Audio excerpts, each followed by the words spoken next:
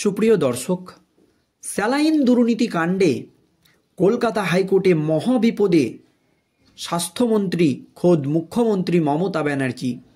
এবার চরম পর্যবেক্ষণ কলকাতা হাইকোর্টের প্রধান বিচারপতি টি.এস. শিবাজ্ঞানামের।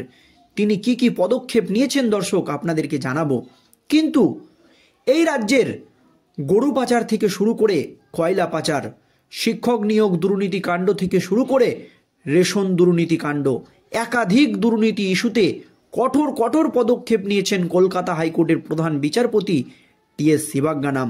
আর এই আবহে স্যালাইন দুর্নীতি কাণ্ড, এই স্যালাইন দুর্নীতির জন্য বা এই গুণগত মান খারাপ দেওয়ার কারণে এই রাজ্যের সাধারণ মানুষকে দিন দিন মৃত্যুর দিকে ঠেলে দেওয়া হচ্ছে।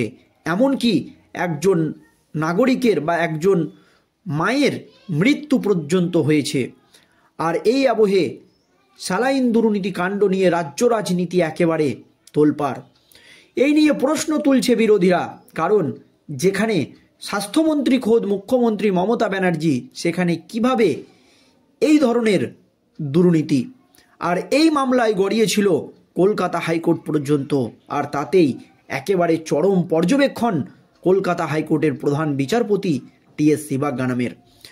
দর্শক, আপনারা জানেন আরজিকর কাণ্ডে মহিলা চিকিৎসকের মৃত্যুর ঘটনায় যখন রাজ্য রাজনীতি একেবারে তোলপাড়, ন্যায্য এবং দ্রুত বিচারের দাবিতে সমাজের সমস্ত শুভবুদ্ধি সম্পন্ন মানুষ রাস্তায় নেমে প্রতিবাদ করছিল, তখনও পর্যন্ত আরজিকরের প্রাক্তন অধ্যক্ষ সন্দীপ ঘোষকে গ্রেপ্তার করেনি রাজ্য পুলিশ, বরঞ্চ তাকে আরও বড় পদে অন্য হসপিটালের সুপার করে দেওয়া হয় বা নিয়োগ করে দেওয়া হয়। কিন্তু এরপরেই প্রশ্ন উঠতে শুরু করে। তারপরই কলকাতা হাইকোর্টের প্রধান বিচারপতি টি.এস. শিবাজ্ঞানাম এই আরজিকর কাণ্ডে সিবিআই তদন্তের নির্দেশ দেন। তারপর সন্দীপ ঘোষের একাধিক দুর্নীতির পর্দাফাঁস হয় এই আরজিকর কাণ্ডে। এমনকি সন্দীপ ঘোষকে গ্রেপ্তারও যদিও না করেছিল রাজ্যের পুলিশ, কিন্তু তারপর কেন্দ্রীয় তদন্তকারী সংস্থার সিবিআই এবং ইডির আধিকারিকদের হাতে গ্রেপ্তার হয় সন্দীপ ঘোষ। আর এই আবহে আবারও চাঞ্চল্যকর খবর সামনে চলে এলো এই স্যালাইন দুর্নীতি কাণ্ড নিয়ে। আর তাতেই একেবারে চরম পর্যবেক্ষণ কলকাতা হাইকোর্টের প্রধান বিচারপতি টি.এস. শিবাজ্ঞানামের। কি হয়েছে আজ কলকাতা হাইকোর্টে দেখুন দর্শক। স্যালাইনের জেরে প্রসূতি মৃত্যুর ঘটনায় সরগরম রাজ্য রাজনীতি। সম্প্রতি মেদিনীপুর মেডিকেল কলেজে একই দিনে সিজার হওয়া 5 জন প্রসূতি অসুস্থ হয়ে পড়েছিলেন। শুক্রবার তাদের মধ্যে একজন মামনি রুইদাসের মৃত্যু হয়। 5 জন অসুস্থ হয়েছিলেন, তাদের মধ্যে একজনের মৃত্যুও হয়েছে। তাহলে দেখুন দর্শক, গুণগত মান খারাপ দিয়ে কিভাবে ধীরে ধীরে মানুষকে মৃত্যুর দিকে ঠেলে দেওয়া হচ্ছে, মানুষের স্বাস্থ্যের বিষয়। এবার সেই স্যালাইন কাণ্ড গড়ালো কলকাতা হাইকোর্ট অবধি। এই ঘটনায় 2টি জনস্বার্থ মামলা দায়ের করার আবেদন যায় উচ্চ আদালতে। 2 মামলা দায়ের করার অনুমতি দিয়েছেন কলকাতা হাইকোর্টের প্রধান বিচারপতি টি.এস. শিবাজ্ঞানাম এবং বিচারপতি হিরণময় ভট্টাচার্যের ডিভিশন বেঞ্চ।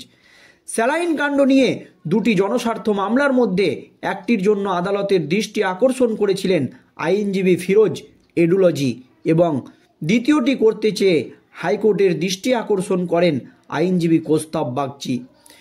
আগামী বৃহস্পতিবার আইনজীবী ফিরোজ এডুলজির মামলার শুনানি হতে পারে বলে খবর। সোমবার এডুলজি হাইকোর্টে বলেন, এই রাজ্যের একটি সংস্থার নিম্নমানের স্যালাইনের জেরে কর্ণাটকে কয়েকজনের প্রাণহানি হয়। এরপর সেই সংস্থাকে ব্ল্যাক লিস্টেড করে দেয় কর্ণাটক সরকার। সংশ্লিষ্ট সংস্থার থেকে বরাত নেওয়াও বন্ধ করা হয়। এবার এই রাজ্যেও স্যালাইন ব্যবহারের পর মৃত্যুর অভিযোগ উঠেছে। এমত অবস্থায় এই বিষয়ে জনস্বার্থ মামলা দায়ের করার আবেদন জানিয়েছিলেন তিনি।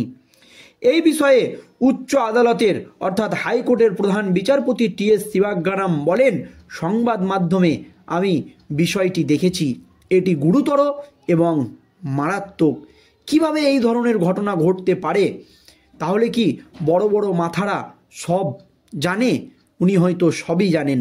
এমনই পর্যবেক্ষণ ছিল কলকাতা হাইকোর্টের প্রধান বিচারপতি টি.এস. শিবাজ্ঞানামের। এরপরই রাজ্য সরকার সম্ভবত কোনো পদক্ষেপ গ্রহণ করেছে কি, এমনও প্রশ্ন তুলে দেন হাইকোর্টের প্রধান বিচারপতি। এইদিকে ইতিমধ্যেই জানা গিয়েছে আগামী বৃহস্পতিবার কলকাতা হাইকোর্টে আইনজীবী ফিরোজ এডুলজির মামলার শুনানির সম্ভাবনা রয়েছে। সেদিন বিষয়টি আরও গুরুত্ব দিয়ে দেখবেন কলকাতা হাইকোর্টের প্রধান বিচারপতি টি.এস. শিবাজ্ঞানাম। অন্যদিকে মেদিনীপুর মেডিকেল কলেজে প্রসূতি মৃত্যুর ঘটনার পর থেকে স্যালাইন নিয়ে প্রশ্ন উঠেছে। সংশ্লিষ্ট স্যালাইনের গুণমান নিয়ে প্রশ্ন ওঠার কারণে রাজ্যের ড্রাগ কন্ট্রোলের তরফ থেকে 10ই ডিসেম্বর ওই স্যালাইন উৎপাদন এবং সরবরাহ বন্ধ করার নির্দেশ দেওয়া হয়। যদিও কর্ণাটক সরকারের তরফ থেকে ওই স্যালাইন প্রস্তুতকারী সংস্থাকে আগেই ব্ল্যাকলিস্ট করা হয়েছিল এবং ব্ল্যাকলিস্ট করার পর রাজ্যের তরফ থেকে ওই নির্দেশ দেওয়ার বিষয়টি মেনেছে রাজ্যের স্বাস্থ্য সচিব নারায়ণ স্বরূপ নিগম। দর্শক, এই আবহে আইনজীবী ফিরোজ এডুলজির দাবি, এর পরেও চলতি মাসে আরজিকর হাসপাতালে ওই সংশ্লিষ্ট স্যালাইন ব্যবহার করা হয়েছে। এবার এই স্যালাইন কাণ্ডের জল গড়ালো কলকাতা হাইকোর্ট অবধি। উচ্চ আদালতে কি হয় সেই দিকেই নজর রয়েছে সকলের। আর এই আবহে কলকাতা হাইকোর্টের প্রধান বিচারপতি টি.এস. শিবাজ্ঞানাম পরিষ্কার জানিয়ে দিয়েছেন যে বিষয়টি আমি দেখেছি, কিন্তু এখানে প্রশ্ন উঠতে শুরু করে দিয়েছে দর্শক, যে কেন এই ধরনের স্যালাইন মানুষকে দেওয়া হবে যার গুণগত মান এত খারাপ, মানুষকে কেন ধীরে ধীরে মৃত্যুর দিকে ঠেলে দেওয়া হবে? কারণ এই স্যালাইন নিয়ে 5 জন প্রসূতি যারা বিশ্বাস করে হসপিটালে গিয়েছে যে তারা সুস্থ হবে, কিন্তু এই স্যালাইনের কারণে, এই দুর্নীতির কারণে 5 জন অসুস্থ হয়ে পড়েছেন। এমনকি আমাদের সকলেরই মা বলা যায়, একজন প্রসূতি মায়ের মৃত্যু হয়েছে, তার নাম মামনি রুই দাস। আর এই স্যালাইন কাণ্ড নিয়ে কলকাতা হাইকোর্টে একেবারে ধুন্ধুমার কাণ্ড, এবং গোটা রাজ্য জুড়ে মানুষ কিন্তু আতঙ্কে রয়েছে যে এই ধরনের পরিবেশ যদি তৈরি হয় বা এই ধরনের দুর্নীতি যদি হয় স্বাস্থ্যক্ষেত্রে, তাহলে মানুষ কোথায় নিরাপদ? আর যেখানে খোদ স্বাস্থ্যমন্ত্রী মুখ্যমন্ত্রী মমতা ব্যানার্জি, সেই জন্য এই প্রশ্নের উত্তর কে দেবে? এই দুর্নীতির জন্য দায়ী কে? দর্শক, আপনারা অবশ্যই ভিডিওর কমেন্ট বক্সে কমেন্ট করে জানাবেন।